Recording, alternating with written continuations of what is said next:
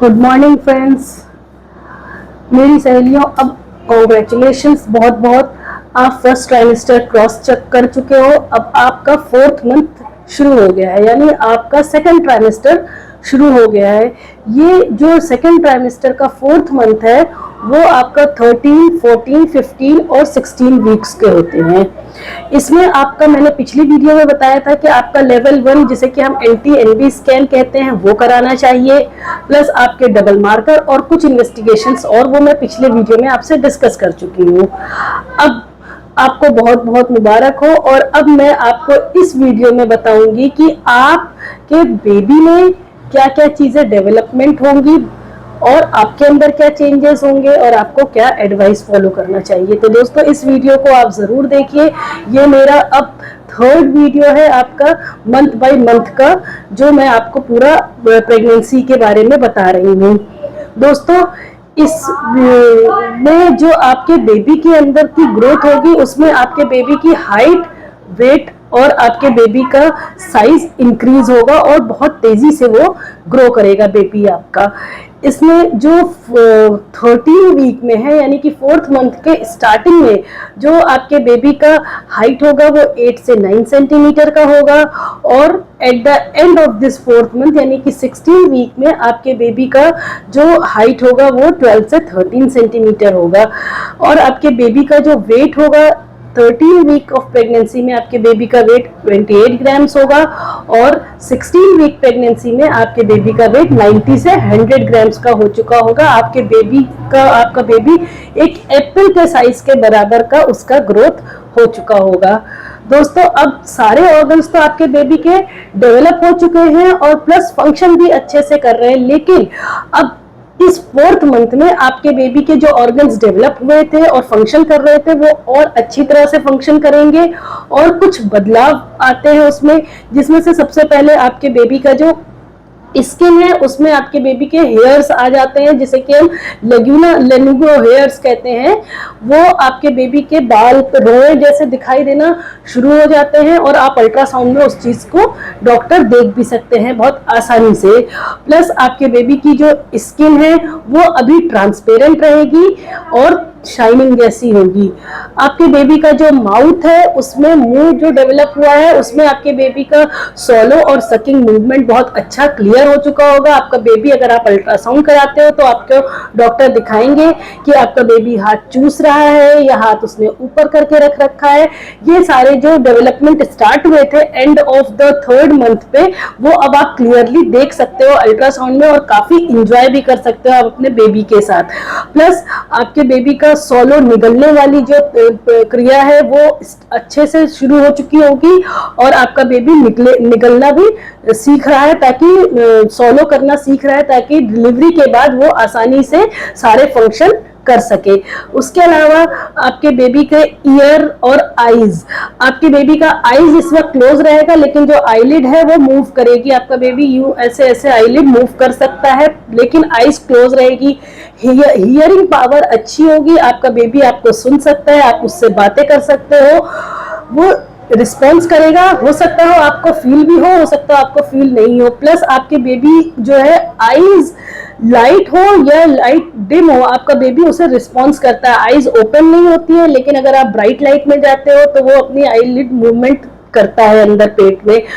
और इसके बाद अगर हम बात करते हैं तो आपके बेबी का जो हार्ट है ब्लड पंप करना शुरू कर देगा अच्छी तरह से, और लंग अच्छे से मैच्योर हो जाएंगे। ब्रीदिंग मूवमेंट आपका बेबी स्टार्ट कर चुका होगा पेट के अंदर ही आपके।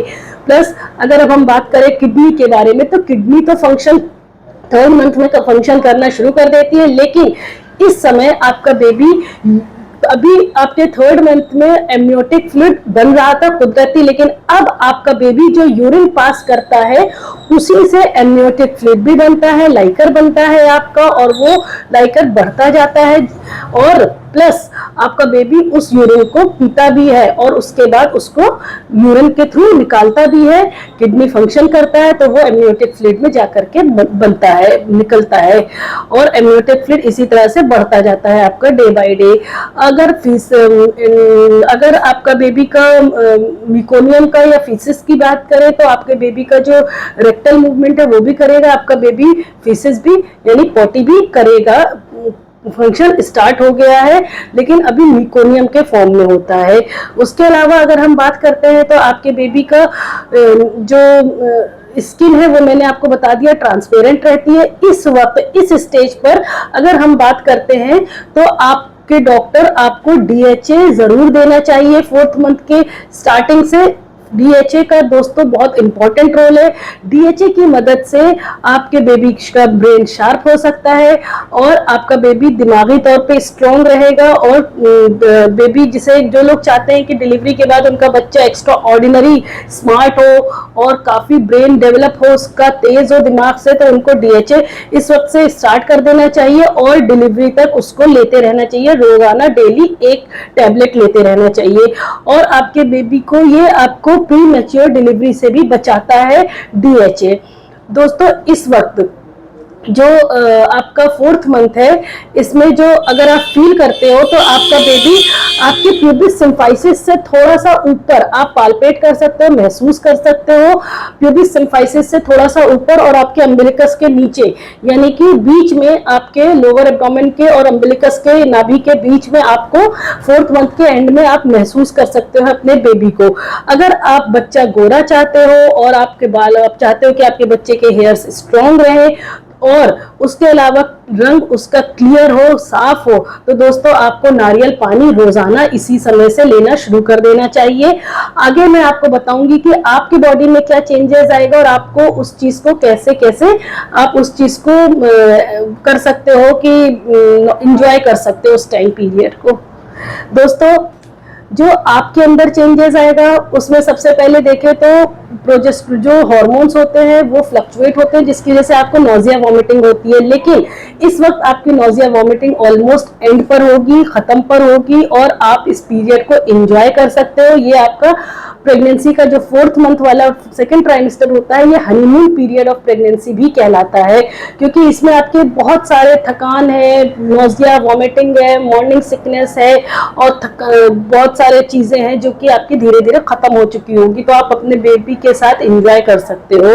उसके अलावा दोस्तों अगर इस स्टेज पर देखते हैं हम तो आपके स्कार बनना भी शुरू हो जाते हैं। तो जो लोग चाहते हैं कि वो स्कार से बचे तो इसी वक्त से आपको 4th मंथ से टिल प्रेगनेंसी टिल डिलीवरी आपको ऑयल, बायो ऑयल या कोकोनट ऑयल या कई सारे आपके क्रीम्स वगैरह आते हैं जो कि आपके स्ट्रेच मार्क्स को खत्म करने के लिए आप वो अप्लाई करना शुरू कर दीजिए। उसके अलावा दोस्तों आप का वेट इंक्रीज होना शुरू हो जाएगा। आपका जो वेट है वो 1 से 1.5 किलो वजन आपका इस मंथ में इंक्रीज होगा, बढ़ेगा। आप अगर वेट देखोगे तो आपका 1 से 1.5 किलो का उसमें इंक्रीमेंट मिलेगा आपको। प्लस आपका ब्रेस्ट साइज इंक्रीज हो जाएगा। प्लस अगर देखते हैं तो आपका बेबी बम्प इंक्रीज होने लगता है। जो लोग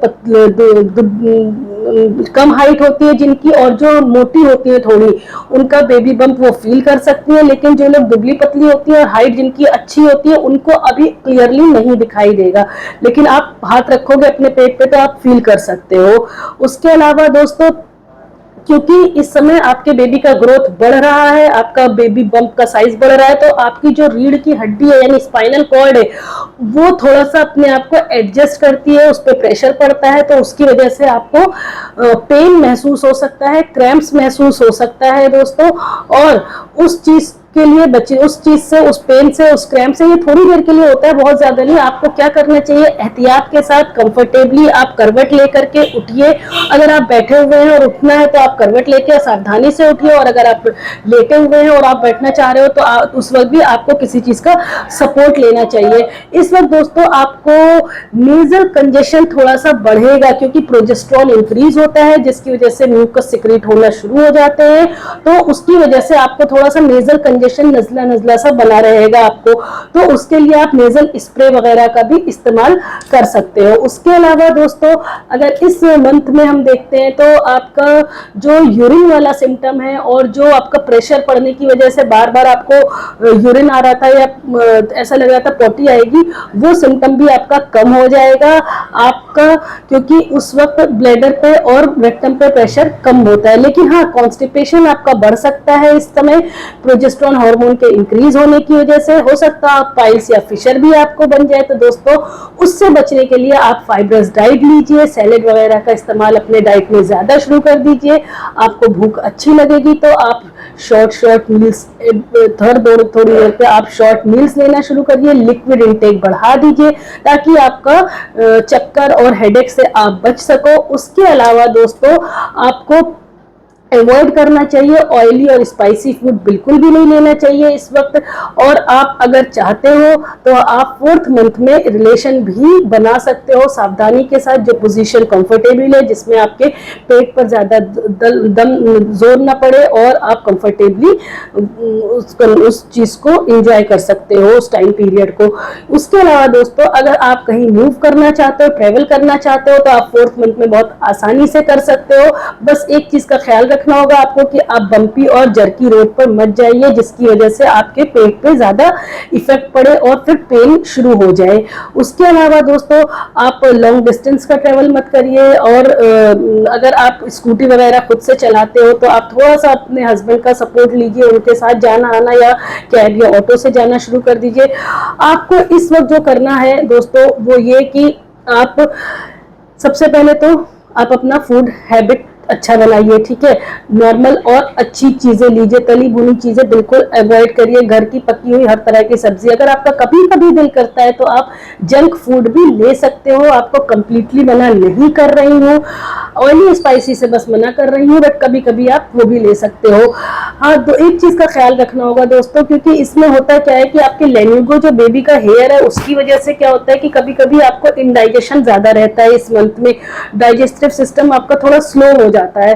तो बेहतर है कि आप थोड़ी थोड़ी देर पे कुछ कुछ खाते रहिए, एक बार में मत खाइए। और एक चीज का और ख्याल करिए, खाते ही लेटना नहीं है, एटलीस्ट हाफ आवर का आपको वॉक करना है, उसके बाद आप लेटिए ताकि आपका डाइजेशन प्रॉपरली हो चुका हो और आपको इंडाइजेशन की प्रॉब्लम नहीं हो, आपको बार बार डकार ना आ रही हो, गैस ना बन रही हो, पेट ज्यादा ना फूल रहा हो। उसके अलावा दोस्तों आपको हैवी वर्क नहीं करना है कि आप पोछे भर कपड़ों से भरी हुई बाल्टी उठा रहे हो या कोई भारी चीज उठा रहे हो, भारी कुकर उठा रहे हो, या खाना पकाने के बाद जो लोग लेडीज गलतियां करती हैं कि भगोना पूरा पूरा उठाती हैं। बहुत भारी चीजें नहीं उठानी घर में। अगर आपका कोई छोटा और दूसरा बेबी है आपके पास जो कि जिसकी की वेट अच्छा है, प्लीज बच्चे को कैरी मत करिए, क्योंकि उससे आपके इस होने वाले बच्चे पे बहुत बुरा असर पड़ सकता है। उसके अलावा आपको इस महीने के एंड में हो सकता है किसी किसी को सूजन भी आ जाती है पैर पे, तो उससे बचने के लिए आपको क्या करना चाहिए, आप काम करो, थोड़ी देर रेस्ट करो और पैर को एलिवेट करके रखो, अपने पैर के नीचे दो तीन तकिया लगा के रख लीजिए। कई बार लोगों को इस समय पे इचिंग भी शुरू हो जाती है, पेट पर खुजली इचिंग रहती है या तो फिर पूरे बॉडी में इचिंग रहती है, तो उसके लिए आप डॉक्टर से मिलिए अगर इचिंग ज्यादा हो रही है। अदरवाइज आप कोकोनट ऑयल वगैरह का इस्तेमाल कर सकते हो, क्योंकि हार्मोन्स फ्लक्चुएट होने की वजह से ऐसा होता है। हो सकता है एलएफटी वगैरह आप करा लो, सीबीसी और एलएफटी डॉक्टर आपको एडवाइस करेंगे अगर आपको इचिंग वगैरह ज्यादा हो रही है तो। इसके अलावा दोस्तों आपको बताया मैंने कि हमेशा सपोर्ट से उठिए और कोशिश करिए कि करवट में लेटे, लेफ्ट लेटरल करवट, लेफ्ट साइड करवट ज्यादा लीजिए, क्योंकि उधर ऑक्सीजन सप्लाई और आपकी जो ऑक्सीजन सप्लाई है उधर बेहतर रहती है, और प्लस न्यूट्रिशन वगैरह भी उधर के साइड ज्यादा अच्छी पहुंचती है। तो फिर आपको लेफ्ट साइड में लेटिए, राइट में भी आप लेट सकते हो, लेकिन सीधा या पीठ के बल आपको बिल्कुल नहीं लेटना है और थोड़ा सा सपोर्ट के साथ धीरे धीरे उठना है, ताकि एकदम से नीचे की जो मसल्स है वो खींचे नहीं या लिगामेंट्स ना खींचे और आपका पेन एग्रीवेट ना हो, इंक्रीज नहीं हो। उसके अलावा दोस्तों इसमें आपको tablet iron, calcium, protein powder, DHA वगैरह लेना शुरू कर देना चाहिए। प्रोटीन डाइट ज्यादा लीजिए, रफेज डाइट ज्यादा लीजिए ताकि कॉन्स्टिपेशन से बच सकें आप। और इसके अलावा आपको अगर किसी तरह का डॉक्टर एडवाइस देती हैं कि आपको ये चीजें फॉलो करना है अभी, क्योंकि आपका अल्ट्रासाउंड में बच्चे की अवलनाल नीचे के साइड है, तो प्लीज आप डॉक्टर की राय मानिए, बेड रेस्ट करिए, क्योंकि जब अवलनाल ऊपर चढ़ जाएगी तो आप सारा काम कर सकती हो, लेकिन कभी कभी कॉर्ड नीचे के साइड होता है, इंटीरियर साइड में होता है, तो प्लीज डॉक्टर की राय जरूर मानिए। NT-NB स्कैन अगर आपने करा लिया है 13 वीक्स के एंड में, 12 वीक्स के एंड में या 13 वीक्स के शुरू में, तो बहुत अच्छी बात है, प्लस डबल मार्कर और कुछ इन्वेस्टिगेशंस आपको करा लेना चाहिए। उम्मीद करती हूँ आपको इस वीडियो की मदद से समझ में आ गया होगा कि आपके बेबी में क्या डेवलपमेंट होगा और आपके अंदर क्या चेंजेस आएंगे। आप एंजॉय करिए इस जर्नी को, and all the best for your next upcoming month. Thank you.